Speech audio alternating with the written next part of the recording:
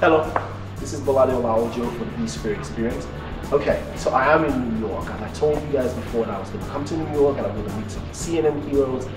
Yeah. Now, we are at the CSI Theater. It's a fantastic place for entrepreneurs and young minds, creative minds, to meet, jive and network. Now, I came here to meet a very remarkable young man called Mr. Adarsh Alphons. He's the founder and creator of Project Art. Now, if you haven't heard about Project Art, you can find out about Project Art from CNN News, or you can go to their website. Now, this young man has done a remarkable job in inspiring young kids through art. Let's go watch this interview. Let's see what's so unique about this gentleman. Come with me, let's go. So, how you doing, sir? I'm doing well. How are you? Very well. What's your name again, sir? My name is Adarsh Alphons, and I'm the founder of Project Art. Project Art, great. So what is Project Art? Project Art is the national solution to the arts education crisis. Our goal is very simple. We want to put paintbrushes in the hands of as many kids in underserved neighborhoods as possible. And we are 4 years old, and our goal is to sort of find collaborative, innovative, scalable solutions by which we can empower children who don't have a voice to create art in a space that is sustainable, safe, local. Why children? Children because, as you probably know, public school systems have been gutted out of arts education for the last 3 decades, and actually particularly in the last decade or so. Roughly 1/3 of schools in New York City and many other cities in the United States lack even the most basic access to arts education. And this is, interestingly, it's particularly in underserved and poorer neighborhoods that this access is not there, even though it's public schools. And this is, the reason for that is because of our emphasis on STEM and all the sort of emphasis on standardized testing that we're doing these days. The government largely sees arts education as a redundant activity that has no tangible results.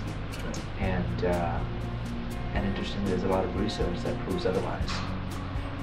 That if you actually give arts to a child, they become well-rounded and in fact better in their studies than they would be without arts education.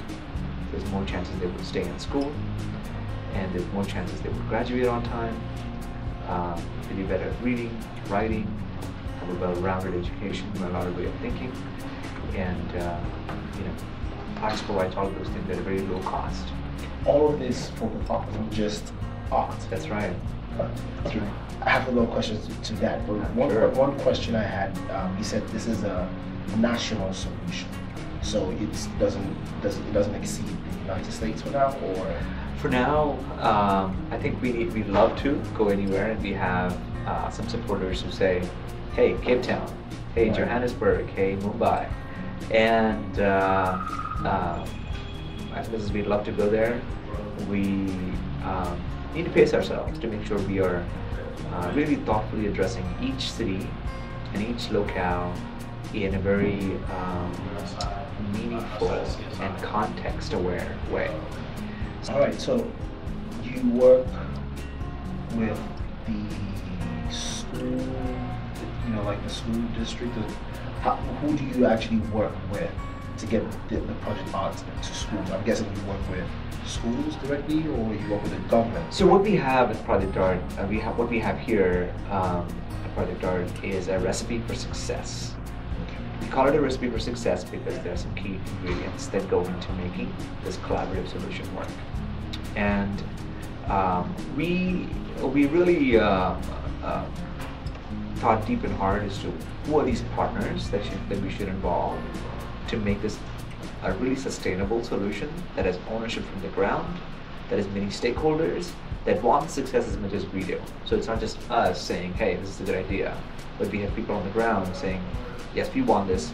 We all have reasons why this should work, and reasons that are to a certain extent self-benefiting, and we want that because it is within everyone's self-interest to put arts education forward. And that's kind of what's magical about this, is that it's through serving everyone's self-interest to a certain extent, we actually benefit the kids on the ground at no cost to anyone. And that's kind of why I think we've gotten the kind of response from the press and funders and supporters, because it's kind of a very clever solution to the crisis. So what we do is we put art classes into existing infrastructure that we've been looking for. So we want, space is very expensive in New York City, and so it is in every major city. So what we do is we find a partner where we can put our programs in that would charge us no rent. That's very hard to find, unless of course we're taking a thorough audit of what are the public infrastructure that exists. And guess what? There actually exists a tremendous infrastructure that we can tap into that need our programming, and those are the public libraries. So we're in public libraries. We started with one library. So we have a space partner now. There's 210 branches in New York City, Wow. one virtually in every community. And we can be directly in that community without having to have, let's say, a headquarter base where everybody has to come to. We can come to your community. You don't have to leave your community to come and enjoy the arts. We want it to be very locally kind of inspired and sourced, so we can be in any community. Now we have the space. Libraries like the classes because it drives in audiences, and libraries need Audience. exactly a rejuvenation of attendees to their programs. Right. So we offer these programs at no cost to the libraries. They don't charge us rent. Fantastic. We have a scalability solution. Our second thing we do is we work with universities to bring their graduate students in education to teach in our programs. Wow. So Smart. Yeah, so almost like a Teach for America core program, we are starting an art core. And we just announced our first partnership about a month ago, and that is with Columbia University Teachers College. So we got a tremendous partner. The entire graduate class, arts education at Teachers College is going to be required to teach in our program year-round. Required as part of their preparation for teaching. So Dean and I got talking last year. We tested a partnership in the last 1 year. We had about 21 graduate students who worked through our programs, and now it's going to be a requirement moving forward. We're going to apply for joint funding together, etc., etc. But it's amazing because now we have these, almost in Teach for America way, we have these future educators, future graduates going to actual communities in New York City and coming down from the ivory tower, seeing what New York City really is like, and getting experience teaching, reporting, evaluating, going back to their classes, graduating on time. At the same time, going to a space that's also free for everyone, and helping kids who are actually in need. So by everyone sort of serving themselves, kids on the ground get free arts education, and benefit the kids. So let me ask you a question. So how do you select the kids, if I could ask? How is it just any child that comes into the library that signs up, gets into the program, or there are selective criteria that they have to go through? How do we select these libraries? We select these libraries very thoughtfully by looking at what schools in New York City don't have art teachers. So we address it directly where there is need. We won't put a class in Midtown Manhattan or the Upper West Side because we know that we have data that says there are art teachers in those schools. We have data that says there aren't art teachers within a mile of Brownsville. So we put classes directly in there and in neighborhoods that need us. So if you go to our website and you look at the map of where the classes are, you'll see there are very few in Manhattan. The only ones in Manhattan are in Harlem, rest of the Bronx, Brooklyn, Queens, and now we have started in Staten Island. So we're in all 5 boroughs now, but we pick it carefully, and then we talk to the schools there, say, hey, by the way, there's a free full scholarship art program at this library within walking distance of your school. There's only 15 spots in each class.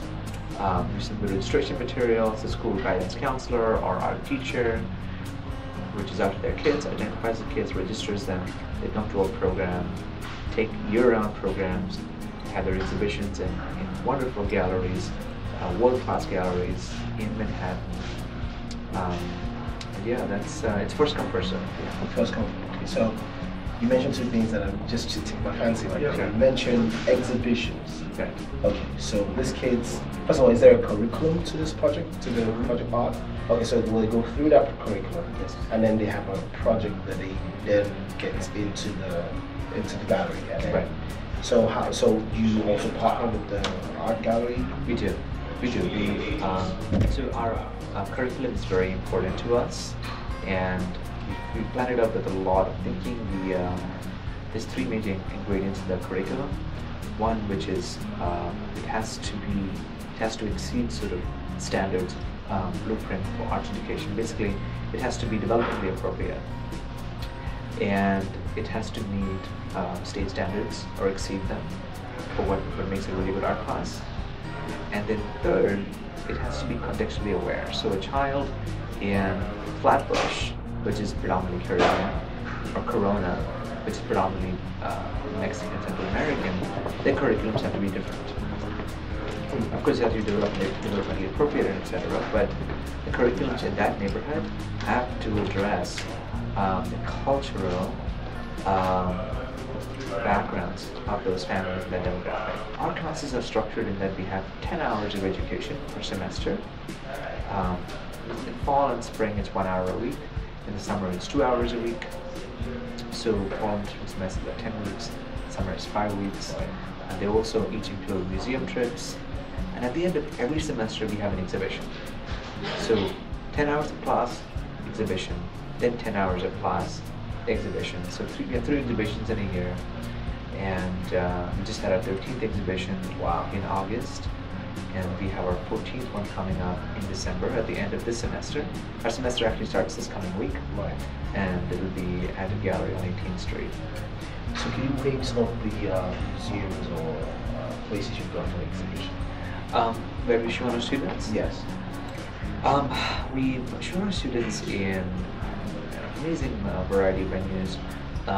The whole gallery, it's one of the biggest galleries in our city. Then we showed at Oscar Gatesburg Gallery, Fred Torres. Our last exhibition was at Foley Gallery, it's on the Lower East Side. Gallery 95, also on the Lower East Side. Denny's Bieber Gallery. Are there any cost to the kids? Any cost to the families? No cost to anyone. Galleries give us the space for free also. And we get local sponsors from Melissa's Cupcakes to Whole Foods to Fairway to provide the refreshment for the kids. Wow, and of course, all volunteers put up the artwork. I mean, there's so many. We're so grateful for the number of volunteers we've attracted. At this point, our operations are so well planned out that it's as if the work just goes up on its own. Food just appears out of nowhere, and space also just comes out of nowhere. So it's pretty seamless. So let's go back to before you started. How much planning do you have to do to because it seems to me, just to anybody watching this, it seems to me that to us really that you have a very, very well planned out program going on, like from determining where to have the project, to the curriculum, to the partners you've chosen, to the registration of the kids, to the kind of volunteers, to the actual program itself, having them go through 10 weeks to an exhibition, all of that. It seems like there is so much planning. So how long did it take, and what did it take? Well, happy to say it's definitely a team effort. There have been lots of contributors to Project Art, and I'm just one sort of peg in this machine now. It's 4 years old. We just finished our 4 years this summer. Of course, in the beginning, when I wanted to start it, I had to write down what the general idea of the program was. And of course, it was just me at that point. There was no money, there were no volunteers, there was nothing. And so, of course, I was a teacher too. We didn't have money to teach at that time. So it was okay. How many students should a class have? What should a class be? Okay, should it have an exhibition? Yes. And we tried a million different things. I would say in the first 2 years, until we finally sort of cracked the shell on how to make it a scalable solution. And these ideas weren't, in hindsight, they were obvious, but they were not obvious to begin with. There were a lot of things we learned along the way, and I think we're still learning a lot of things. From this partnership with universities, it's brand new. I mean, we started exploring it about a year ago, but now it's actually, yeah, it's taking flight. And we're wondering what other partnerships there could be. We have some ideas that we're floating around, and we're always asking what next, or how to take this program to a level that we didn't even foresee before. Right. So why Project Art? Why did you start this? So I started Project Art because art was always something that was very dear to my heart. I grew up painting. I doodling when I was a kid, and got in a lot of trouble doing that as a child. And luckily, one or two people looked at me and said, "You know what? I believe you. You're not crazy. You're not completely, doomed. That you can draw and you'll be fine.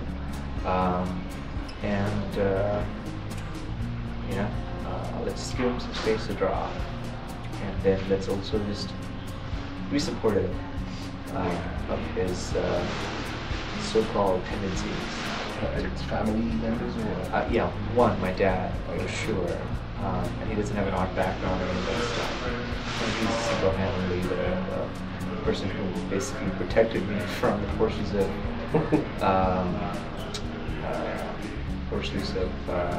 I would say standardized thinking. And then of course, my principal in my school, where I was kicked out of the school because I was doodling a lot. And then I went to a different school where, again, I got into trouble because the teachers said it's always strong in the teaching. So with that second school, and that was this principal, and she said, "You know what, let's draw, it's fine, draw, but did you want, but also study a little bit." And so, I felt fine. Like, it's like if a child just loved aeroplanes. Right. All he could think of was aeroplanes. Probably doesn't mean the child should have been born a bird. All it just means that he likes aeroplanes, And you should and pursue that. yeah, perhaps we'll be a pilot one day. Perhaps we'll Aeronautic engineer. exactly. Perhaps we'll own an airline company. But while we see that, we should also nurture that, but also letting them know that if you need to excel in that, you need to also one, you're normal. There's something wrong with you, and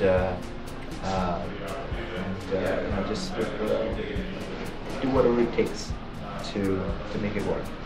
So after that happened, after I was almost kicked out of my second school, I was kicked out of my first school when I was 7, going to a different school, and I drew and paint.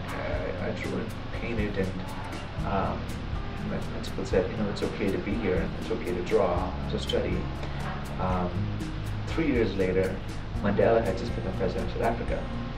Actually, 2 years later, Mandela had become president in 94. 95, he was visiting Delhi. And Indians, we've all been big fans of Africa, particularly because Gandhi started his work there. We always paid attention to what's going on there. When Mandela became president, we were all kind of just singing his praises. And so, my dad's, into public administration and policy, so I was reading a lot about him from him, and just listening to a lot of what he had to say. And then I went home and I did a little drawing of Mandela, looking at the TV and newspapers and stuff like that. And showed it to Dad, and Dad said, "Show your principal, since she's, yeah, exactly, she's a fan of your work." And And so I showed it to the principal the next day, and she said, well, actually, Adarsh, Mandela is actually coming to New Delhi next month. Oh, wow. And we have multiple students from our school going to greet him at a hotel. Why don't you come along? And I said, okay, yeah, sign me up. And so I showed up there with the drawing, and he walked up to me, took my drawing, back with him to Johannesburg, and kissed me on my forehead and said, thank you. And he signed my drawing. Oh, wow. So, 3 years before I was being kicked out of the school, now I was presenting a drawing to probably the greatest man that ever lived. So that was quite, and if I had stopped drawing, that would never have happened. So it's only because I drew that I was able to meet someone so incredible. And so that happened, and that just made me crazy about doing art. So I ended up painting from Mother Teresa, ended up getting permission from the Pope, John Paul II, to do a backdrop for the Pope's Holy Mass in Delhi. It's 25 feet in front of 60,000 people. Held global exhibitions, started selling my work for a lot of money, donated all that money into my mom's charity. What's your mom's charity called? Well, it doesn't exist anymore, but at that time, basically it was serving AIDS victims in a big slum in Delhi. It's been a long time. The slum has been completely wiped out, relocated.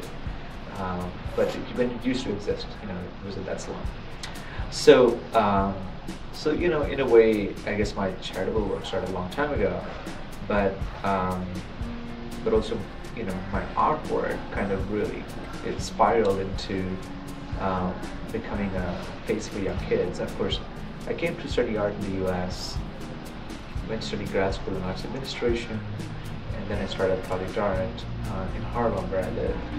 I wanted to ask, how many kids do you guys have? So you said you have about 15 kids per class, and you have about 200. No, is it 200 you mentioned? Or you have about go ahead. Total number. So we have 22 locations. 22 locations This fall. Total 27 classes.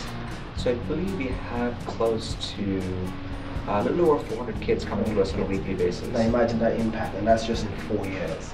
And I'm guessing by the time you start, you open 2 new locations in 2 other cities. Yeah. 2 other cities, right? Yeah. And then you branch out to more cities in the United States, and before you know, you go back to Johannesburg. It's gonna be. So for us, you're the. I say this every time. You're the perfect embodiment of inspiration, because my goal is to be able to find people like yourself and then share their story. I want to ask you a very crucial question that we always say on the show. We say not all superheroes wear capes. Well, superhero, when you say superhero, you expect the person to and some pants and capes and to wear my underwear outside. Underwear outside and tall boots and fly everywhere. And what does that statement mean to you? Not all superheroes wear capes. What does that mean to you? I think that's a fantastic saying. I think to me, what that means is superheroes are people who are solving some sort of problem, some sort of pain in the world. They're believing it, and they are everyday people, and they are most likely the person that's standing next to you on the subway. That doesn't look like they are out to win the world. They're very average, everyday people like myself, and maybe they are you. They're the average person looking at it. I mean, 5 years ago, if you had told me that I was going to be starting an art education organization, I wouldn't have believed you. It's not something that I thought I would be doing. And so I think everyone's a superhero. I think your cape is just believes that you fly on. And I think you just need to find your cake. Great stuff. Great stuff, Mr. Dash. I like that. I like the way you. I think this is the most unique explanation to that statement, because we ask all our interviews the exact same question. We are actually going to pilot an event. It's just a piloting part this time. Next year we'll have a full implementation. And what it is it's called Project Art Everywhere. And so we're going to pop up mini art studios, basically canvas, easel, paints, volunteers in many locations around the city, particularly in underserved communities, but outside the libraries this year. And next year it'll be kind of everywhere. But the idea is, for 3 hours on a Saturday, this coming Saturday, 17th of October, anybody can come and doodle on it. So from a homeless guy, to a child, to a parent, to a corporate executive, to an artist, can come and draw and paint on it. It's a 3x3 canvas, and our volunteers are going to encourage as much participation as possible, and then it will be gone. And then a week later, we're going to exhibit all of those art pieces from all over New York in a panorama exhibition at one of the biggest galleries in New York City. Wow. So when someone comes and creates doodles, we give them an invite to the exhibition right away. So now every New Yorker can create work and be part of an exhibition. So it's one of the largest interactive public art events. That is so cool. And very simple. Very, very simple. And then you get to see the stories of all these people. And of course, they're invited to the exhibitions all day. You're going to be at this amazing space. We're looking to capture stories. There is an app called Periscope. Right. It's owned by Twitter. We're partnering with them, because basically that app is for broadcasting live from anywhere. So we're going to, they're going to feature the event. We're going to capture a lot of stories coming out of that. So, you know, maybe some guy who had never painted in 25 years, you know, an immigrant from Eastern Europe, or a really, really famous artist. And we're talking to a couple of artists right now Just come out to come in and doodle. We'll be painting with a child who doesn't get art in their classrooms in school.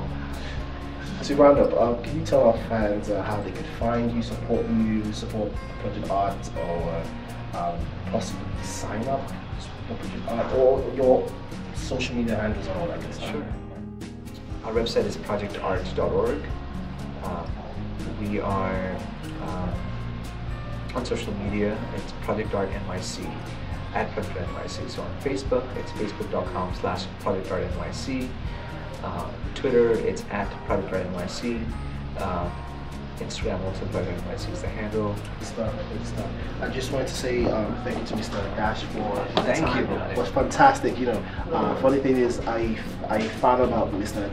Project Art from CNN Heroes, so I wanted to give credit to CNN Heroes for showcasing his story so people like myself that are looking for such stories could find the story and then connect with wonderful people like Mr. Dash, and then showcase it to you guys. And you know, one thing that is very, very important with Mr. Dash's story is that he said something. He said 5 years ago he would have never thought to do this, and now you can see how much, you know, his mindset is regarding helping underserved populations with art, and just taking it further with different programs and stuff like that. And that's the whole premise of the show. You know, the show is all about promoting positivity. So I'm hoping to use his story as a form of inspiration to anybody out there. If you're watching this show, take this, you know, take it to heart that, you know, there is something that the world is waiting for you to do.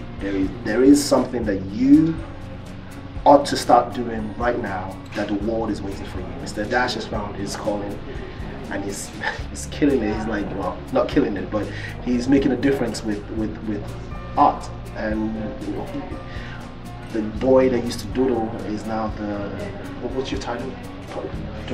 Founder, director of this amazing foundation. So guys, please remember, not all superheroes wear capes. You are a superhero, I'm a superhero, everybody's a superhero. So again, my name is Bolade Ola-Ojo. Can you tell the people to watch the show? It's called the BSuper Experience, the BSuper Experience on YouTube. Can you just tell the Yes. Watch The BSuper Experience? Correct. Watch the BSuper Experience on YouTube. Thank you so much, Mr. Adarsh. It was a pleasure being with you again.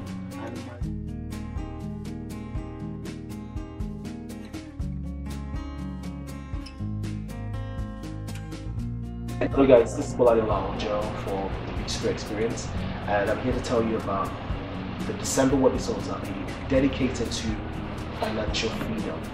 What better time to talk about finances other than a month before the start of the new year? As you know, when the new year comes around, everybody's talking about being financial free, making some new year resolutions around their finances, paying bills on time, saving more, less spending, all that jazz. And what happens? We never get to do it.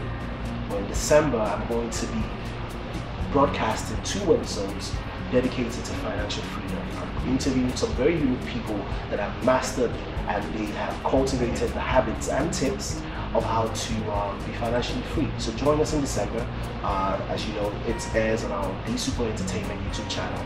Join us, stay tuned to it, invite your friends and family to watch the episode. Ask us questions. You can leave comments, questions, email us your questions if you have any questions. And we definitely have our financial gurus respond to those questions and offer you those tips. Again, we are all about inspiration and getting the positive entertainment out there. And the start of the new year is usually one of the crucial times to set your entire year right. And we want you to set your financial life in 2016. We want you to set it right. So stay tuned to Bolade Ola-Ojo show, the BSuper Experience, and we hope that you would have a nice new year. Happy New Year, guys. Ciao.